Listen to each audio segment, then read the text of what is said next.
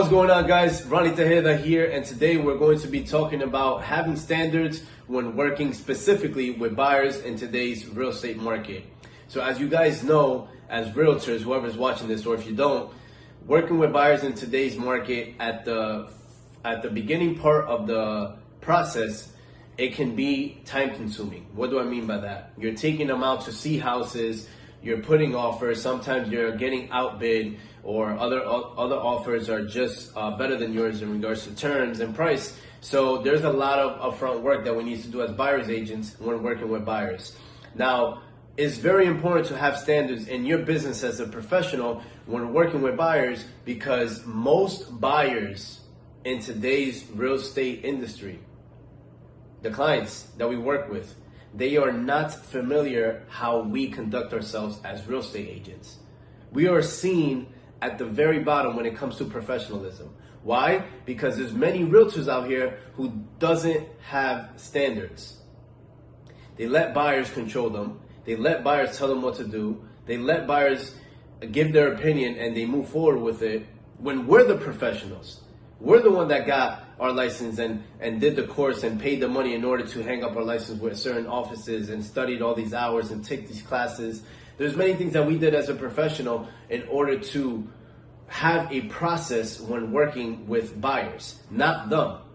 When is the last time that you've seen someone go into a doctor's office, a dentist's office, a lawyer's office, and make up the rules?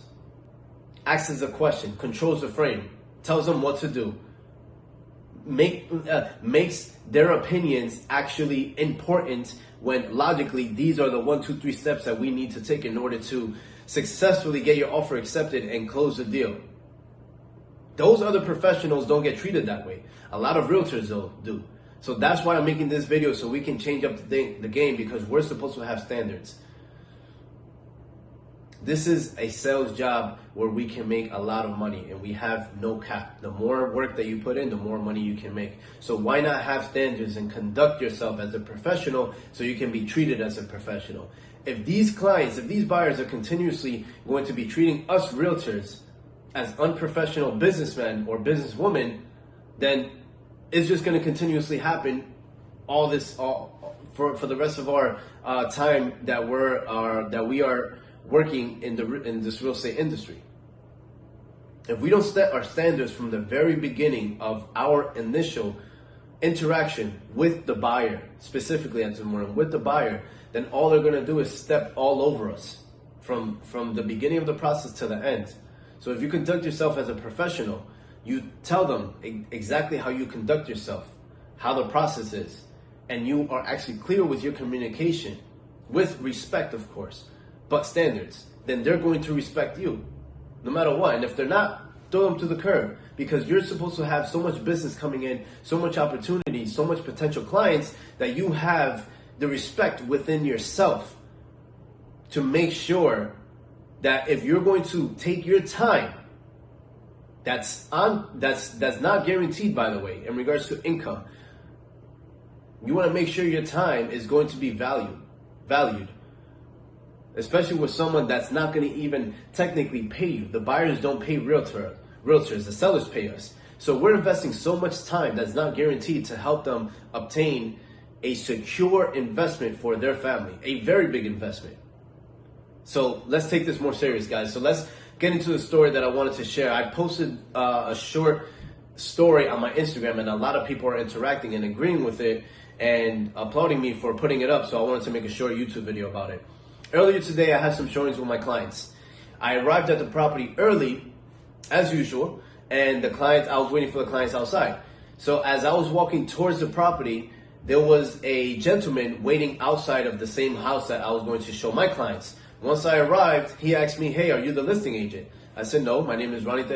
I'm actually a buyer's agent representing my buyers, in which I'm going to show this house here today. Are you interested in seeing the house?" He said, "Yes. Can you show me the house after you show the clients?" I said, "Sure, not a problem." I asked him a few short, quick questions because I knew my buyers was on the way, so I wanted to condense the pre-qualification script that I have in regards to the questions that I ask for the buyers that I work with in the initial the questions that I asked in the initial conversation when I first speak to them on the phone or in person. So just to summarize the questions that I asked, the main one that I wanted to ask is, are you already pre-approved or have for funds? He said yes. I said, okay, perfect. I took out my business card and I gave it to him. I'm like, here's my business card. In order for me to show you this house, I need to show the seller or the seller's agent your pre-qualification letter, your pre-approval letter, or your proof of funds. Send it to this email that I have here in this business card, and I can show you the house after I show it to my clients. He looked at me. He didn't even take my business card.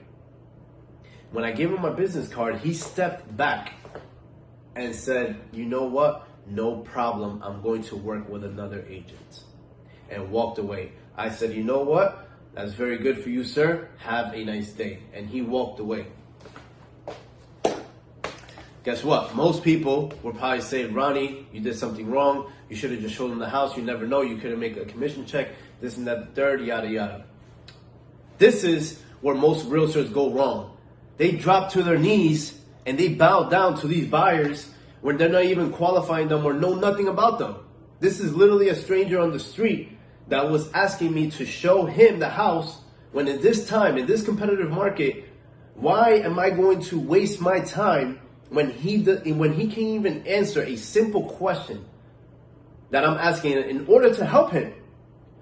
Because I want to make sure that he has the proper funds, the proof of, the cash in his account, or if not, at least I want to make sure, one, if he has cash that is actually in his bank account, not under his mattress, or two, want to make sure that he has the proper pre-approval to make sure that he actually qualifies to at least purchase his home. Are you going to go to a mall with a credit card without knowing the limit? Are you going to shop for a car without knowing how much you can qualify or how much down payment you have if you need to put a down payment in order to purchase a car or finance or lease? No. It's the same thing with real estate, guys. I've done it before. I've done it before where I try to help these random buyers on the street without showing me proof of funds or proof or approval. I get so excited. Oh my God, this is a buyer. This and that, the third. I'm about to, make some money so quick. This is amazing. Oh my God. No, it doesn't work that way. Pre-qualify them. Ask them questions. It's your business and your time. Because if you don't, they're not going to value it. The way he walked away, I was so proud that I was so emotionally attached with the outcome of me asking for basic information just to see if he could qualify for the house. Why am I happy? Because I didn't waste no time with him. That conversation was maybe 2 minutes long. My time is way too valuable to deal with someone who can't answer basic questions so I can help them. And let me share with you his perspective so we can switch it up and have some understanding on why buyers act this way. He was probably so defensive and didn't want to even share his proof of funds or his pre-qualification with me because in this industry, unfortunately, real estate agents, they have a title that we are sleazy, untrustworthy, take advantage. We work so little but earn so much. We have so much bad titles. So us as agents, we need to raise our standards way high to make sure that we're treated correctly with respect. Just that, respect. Because there's a lot of people who say a lot of negative things or perceive agents as negative. A lot, believe it or not. So we're responsible to change this industry. Not to go on our knees and beg for deals and drop our commission, cut our commission, and do whatever the buyer says when they call us. We drop everything, we go. No, it doesn't work that way. Have a schedule. Be committed to your standards that you have in your business. We are self-employed, independent contractors that did so much just to get where we're at. So why not have standards and certain procedures when working with our clients as professionals? We deserve to be treated with respect. We deserve to have our time valued. But the only way that's going to happen is we treat ourselves that way. The only way we're going to be treated with respect from clients that come our way to seek our assistance or services is if we show them from the very beginning that we deem respect, because we treat ourselves with respect. So let's raise our standards up. All my realtors out there, you already know what to figure to do. Ronnie Tejeda. If you guys have any interest in buying or any other questions in regards to anything in this industry, feel free to reach me out. All my information is down below.